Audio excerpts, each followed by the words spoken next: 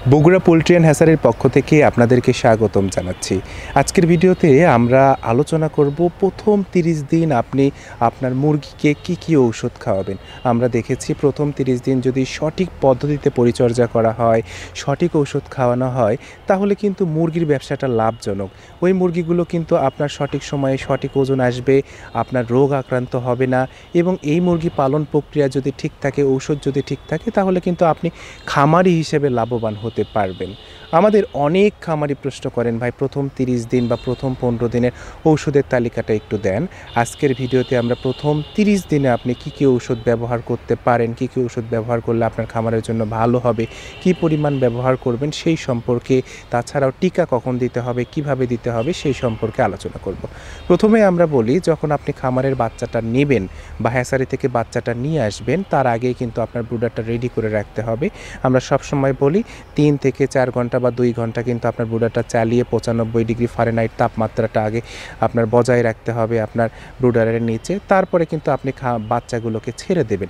আমরা বিস্তারিত আলোচনা করব না, আমরা শুধুমাত্র ঔষধ সম্পর্কেই আজকের ভিডিওতে আলোচনা করব।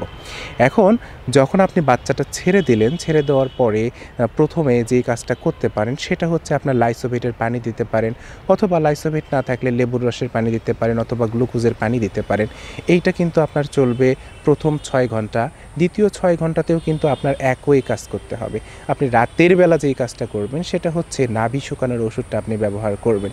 নাভি শুকানোর ওষুধ সবথেকে ভালো যেটা আমাদের কাছে মনে হয় সেটা হচ্ছে সেফাওয়ান।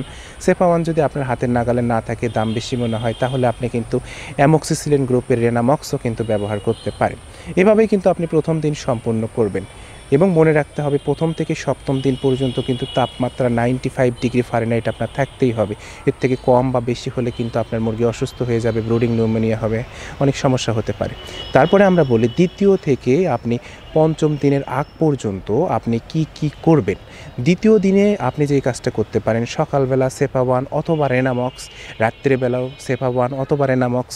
এর পরিমাণটা কী হবে, প্রতি 1 গ্রাম ঔষধ কিন্তু আপনার 1 লিটার পানিতে মিশাতে হবে, মিশে খাওয়াতে হবে। আর দুপুরবেলা যেই কাজটা করবেন সেটা হচ্ছে লাইসোভেটের পানিটা আপনি দিতে পারেন। এটা কিন্তু রোগ প্রতিরোধ ক্ষমতা বাড়াবে। আমরা আবারও বলছি, সেফাওয়ান কিন্তু অপরিপক্ক যে নাভি আছে, কাঁচা নাভি আছে, সেটা শুকাতে অনেক ভালো কাজ করে। নাভি যদি না শুকায়, সেই মুরগি কিন্তু আস্তে আস্তে শরীর থেকে পাকা বড় হয়ে যায়, খাবার খাওয়া কমে যায় এবং সেগুলো বৃদ্ধি পায় না, ওজন আসে না, একসময় আস্তে আস্তে কিন্তু মারা যায়। এই সমস্যাটা ইনশাআল্লাহ থাকবে না সেফাওয়ান বা রেনামক্স যদি আপনি খাওয়ান। তারপরে পঞ্চম দিনে যেই কাজটা আপনি করবেন, সকালবেলা WS অথবা রেনা WS খাওয়ালেন, এটা একটা মাল্টিভিটামিন। দুপুরবেলা আপনি লাইসোভেটের পানি দিলেন। রাত্রিবেলা কিন্তু আপনার ভ্যাকসিন করাতে হবে বা টিকা দিতে হবে। এই সময় কিন্তু আপনারা জানেন রানীক্ষেতের টিকা দিতে হয়, কিন্তু বর্তমানে কিন্তু রানীক্ষেত প্লাস ব্রঙ্কাইটিস একটা কম্বাইন টিকা চলে এসেছে বাজারে। এটা কিন্তু আপনি যদি প্রয়োগ করতে পারেন, সেক্ষেত্রে কিন্তু মুরগি যে ব্রুডিং নিউমোনিয়া, শ্বাস প্রশ্বাসের যে সমস্যা, সেটা কিন্তু অনেকাংশে কমে যাবে। রাত্রেবেলা আপনি এই টিকাটা প্রদান করবেন। আপনি যদি মনে করেন যে চোখে প্রদান করবেন, তাহলে কিন্তু সেটা অনেক ভালো হয়, কারণ সব মুরগির বাচ্চাগুলোকে একসাথে ধরে এক এক করে চোখে প্রয়োগ করছেন, সবার কাছে কিন্তু টিকাটা পৌঁছে যাচ্ছে। আবার যদি আপনি পানির মধ্যে মেশান, সেক্ষেত্রে দেখা যায় কোনো মুরগির বাচ্চা কম পানি খায়, কোনোটা বেশি পানি খায়, সেক্ষেত্রে কিন্তু আপনার একটু সমস্যা হতেই পারে। তারপরে যেই কাজ করবেন, 6ষ্ঠ থেকে আপনার 9ম দিন পর্যন্ত আপনি সকালবেলা ব্যবহার করবেন থায়াবিন এবং রাত্রিবেলা ব্যবহার করবেন থায়াবিন। এর পরিমাণ হচ্ছে প্রতি 1 গ্রাম ব্যবহার করবেন 1 লিটার পানিতে, এবং দুপুরবেলা ব্যবহার করবেন আপনি 2+। থায়াবিন কেন ব্যবহার করবেন, কারণ আমরা অনেক সময় দেখেছি যে এই যে 5 থেকে 10 দিন বা 15 দিনের মধ্যে কিন্তু মুরগি অনেক সময় প্যারালাইজ হয়ে যায়, ঘাড় বাঁকা হয়ে যায়, পা বাঁকা হয়ে যায়, পড়ে থাকে, ঠিকঠাক খেতে পারে না, আস্তে আস্তে কিন্তু মুরগি মারা যায়। আবার দেখেছি যে মুরগির পিছনের অংশ পায়খানা লেগে থাকে, মুরগি যে হজমের সমস্যা হয়, এই হজমের সমস্যাটা দূর করতে কিন্তু ভালো কাজ করে হচ্ছে 2+। অনেক ক্ষেত্রে আবার ব্রুডিং নিউমোনিয়ারও কিন্তু 2+ ভালো কাজ করে।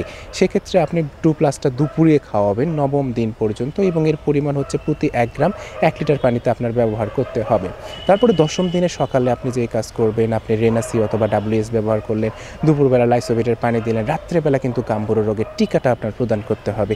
এবং মনে রাখবেন, টিকা দেওয়ার সময় যেন আবহাওয়াটা ভালো থাকে, ঠান্ডা থাকে, অতিরিক্ত গরমে কিন্তু টিকা দেওয়া যাবে না। তারপরে আপনার 12 থেকে আপনার 15 দিন পর্যন্ত যেই কাজটা, 12 থেকে 15তম দিন, এই সময় কিন্তু লিভার এবং কিডনির ওষুধ ব্যবহার করতে হয়। আপনারা জানেন লিভার এবং কিডনির ওষুধ কিন্তু দিনে মাত্র 1 বার করে ব্যবহার করতে হয়, এবং কমপক্ষে 3 দিন কিন্তু আপনার রেগুলার প্রদান করতে হবে। তাই লিভারের ওষুধ যদি আপনি সকালে দেন, রাত্রেবেলা আপনার কিডনির ওষুধ দিতে হবে। সেগুলো আপনি কি ব্যবহার করতে পারেন? বাজারে কিন্তু অনেক ওষুধ পাওয়া যায়। আমরা 2-1টা ওষুধের নাম বলি, যেমন হচ্ছে রেস্ট্রোলিভ বা ইউরোনিক্স, হ্যাঁ? এই 2টা কিন্তু সকালে এবং আপনি রাত্রে ব্যবহার করতে পারেন। এবং দুপুরবেলা আপনি কি করবেন? দুপুরবেলা আপনি যেই কাজটা করতে পারেন সেটা হচ্ছে পিএইচ বা হেমিকো পিএইচটা আপনি ব্যবহার করতে পারেন পানির সাথে মিশিয়ে। তাহলে কিন্তু আপনার এই ডোজটা কমপ্লিট হয়ে যাবে।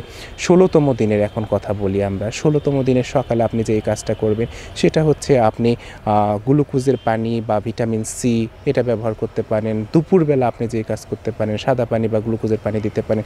রাত্রিবেলা কিন্তু আপনি আবার টিকা দিতে হবে, এই যে কামপুরা রোগের টিকাটা আবার দিতে হবে আপনাকে। তারপরে আপনার 17তম দিন থেকে আপনার 20তম দিন বা 19তম দিন পর্যন্ত আপনি যে কাজটা করবেন সেটা হচ্ছে এনজাইম ব্যবহার করবেন সকালবেলা এবং হচ্ছে রাত্রিবেলা। এবং দুপুরবেলা আপনি যেই কাজটা করবেন সেটা হচ্ছে আপনি সাদা পানি ব্যবহার করবেন। এনজাইম ব্যবহার কেন করবেন আপনি? কারণ আপনি জানেন 16 বা 17তম দিনের পর থেকে কিন্তু আপনার যে খাবারটা আছে সেটা খাবারটা কিন্তু চেঞ্জ করতে হয়। অর্থাৎ আপনার ছোট বাচ্চা যদি হয় সেক্ষেত্রে কিন্তু আপনি স্টার্টার খাবার খাওয়াচ্ছেন, সেই ক্ষেত্রে কিন্তু সেটা চেঞ্জ করে গ্রোয়ার খাবার খাওয়াতে হয়। হুট করে একটা খাবার থেকে আরেকটা খাবারে যদি আপনি শিফট করেন সেক্ষেত্রে কিন্তু আপনার যেই সমস্যাটা হতে পারে, খাবার চেঞ্জ করার যে একটা বিরূপ প্রতিক্রিয়া সেটা কিন্তু মুরগির ওপর আসতে পারে। এনজাইম যখন আপনি ব্যবহার করবেন, এই যে বিরূপ প্রতিক্রিয়া, সেই বিরূপ প্রতিক্রিয়া কিন্তু আপনার মুরগির উপর আর আসবে না ইনশাআল্লাহ। তারপর 20তম দিনে আপনার আবার রানীক্ষেত রোগের টিকা প্রদান করতে হবে আগের নিয়ম অনুযায়ী। আপনি সকালে এবং দুপুরে স্যালাইন বা সাদা পানি ব্যবহার করলেন, রাত্রেবেলা আপনার রানীক্ষেত রোগের টিকা প্রদান করবেন। তারপরে আপনি 22 থেকে আপনার 24 বা 25তম দিনে, 22 থেকে 25তম দিনে আপনি যেই কাজটা করবেন শুধু সাদা পানি খাওয়াবেন 3 দিন, অন্য কোনো ওষুধ আপনি ব্যবহার করবেন না। তারপরে হচ্ছে আপনার 25 থেকে 29তম দিন পর্যন্ত আপনি যেই কাজটা করবেন সেটা হচ্ছে আপনি জিঙ্ক ব্যবহার করবেন 2 বার, সকালে এবং হচ্ছে রাত্রে। জিঙ্ক ব্যবহার করার কিন্তু অনেকগুলো সুবিধা আছে। একটা সুবিধা হচ্ছে আপনার যেই কাজ হবে সেটা হচ্ছে মুরগির যদি পাখা না গজায় তাহলে কিন্তু পাখা গজাবে। আপনার মুরগির যদি রোগ প্রতিরোধ ক্ষমতা কম থাকে সেই রোগ প্রতিরোধ ক্ষমতা কিন্তু বাড়বে। আপনার মুরগির যে হাড়গুলো আছে সেগুলো কিন্তু শক্তিশালী হবে। তাছাড়াও 30তম দিনে আপনি যেই কাজটা করতে পারেন সেটা হচ্ছে পাউল পক্সের আপনি টিকাটা দেবেন। এভাবে কিন্তু আপনি 30টা দিন আপনি সম্পন্ন করতে পারেন। এভাবে যদি আপনি 30টা দিন সম্পূর্ণ করতে পারেন তাহলে কিন্তু ইনশাআল্লাহ আপনার মুরগি সুস্থ থাকবে। তাছাড়াও সুস্থ থাকার জন্য কিন্তু আপনার খামারের পরিবেশটা ভালো হওয়া দরকার, আপনার খামারের আবহাওয়াটা ভালো থাকা দরকার, হাইজিন মেইনটেইন করা দরকার। অনেক ক্ষেত্রে দেখা যায় খামারে যে মুরগিগুলো আছে সেগুলো কিন্তু অসুস্থ হয়ে যেতে পারে। সেক্ষেত্রে আপনি কিন্তু অসুস্থতা অনুযায়ী কিন্তু আপনার ঔষধের মাত্রা বা ঔষধটা কিন্তু চেঞ্জ হতে পারে। সেই ক্ষেত্রে আপনি সবথেকে ভালো যে কাজটা করতে পারেন, রেজিস্টার্ড যিনি চিকিৎসক আছেন তার পরামর্শ নিয়ে কিন্তু আপনি ঔষধ খাওয়াতে পারেন। আর আমরা বিশ্বাস করি আপনি যদি সঠিক পদ্ধতি অবলম্বন করেন, সঠিক ঔষধ খাওয়ান, তাহলে কিন্তু মুরগিতে লাভবান হওয়া সম্ভব। সবথেকে বড় কথা যেটা, ভালো মানের বাচ্চা কিন্তু আসলে খামারিদের লাভবান হওয়ার প্রথম সত্য, যেই সত্যগুলো আমরা মনে করি যে একজন খামারি হিসেবে লাভবান হতে হলে যে বিষয়ে লক্ষ্য রাখতে হবে, সেটার প্রথম সত্য হচ্ছে আপনার ভালো মানের বাচ্চা নিতে হবে। কোন জাতটা আপনার জন্য ভালো সেই জাতটা আপনাকে নির্বাচন করে নিতে হবে। আপনি নতুন হলে একরকম জাত হতে পারে, পুরাতন হলে একরকম জাত হতে পারে, আপনি যদি অনেক দক্ষ হন তাহলে অন্যরকম জাত হতে পারে। সেটা আসলে আপনার উপর ডিপেন্ড করবে। এখন ভালো মানের বাচ্চা আপনারা পেতে পারেন কোথায়? বগুড়া পোল্ট্রি অ্যান্ড হ্যাচারি থেকে কিন্তু আপনি ভালো মানের, এ গ্রেড মানের বিভিন্ন জাতের বাচ্চা কিন্তু আপনি পেতে পারেন। এখানে সোনালী, হাইব্রিড, ক্লাসিক ফাউমি, মিশরীয় ফাউমি, টার্কি, গলাসিলা সহ বিভিন্ন জাতের মুরগির বাচ্চা পাওয়া যায়। আপনি শর্ত সাপেক্ষে এখান থেকে কিন্তু আপনি সারা দেশে হোম ডেলিভারি বাচ্চা নিতে পারবেন। অথবা আপনি যদি মনে করেন যে আপনি নিজের হাতে দেখে আমাদের প্রতিষ্ঠান ঘুরিয়ে বাচ্চা নেবেন, সেক্ষেত্রেও কিন্তু আপনি আমাদের প্রতিষ্ঠানে এসে নিজে দেখে কিন্তু বাচ্চা নিতে পারেন। আমাদের ঠিকানা যদি আমরা বলি তাহলে হচ্ছে সান্তাহার রোড, নামাজগড় কবরস্থানের 4 নম্বর গেটের সামনে যদি আপনি আসেন তাহলে Bogura poultry and hatchery signboard দেখতে পাবেন। ভিতরে আমাদের 3টা সুবিশাল গোডাউন আছে, অফিস রুম আছে। এখানে এসে আসলেই কিন্তু আমাদের সাথে আপনার দেখা হয়ে যাবে এবং আপনি নিজে দেখে কিন্তু বাচ্চা নিতে পারবেন। ধন্যবাদ সবাইকে।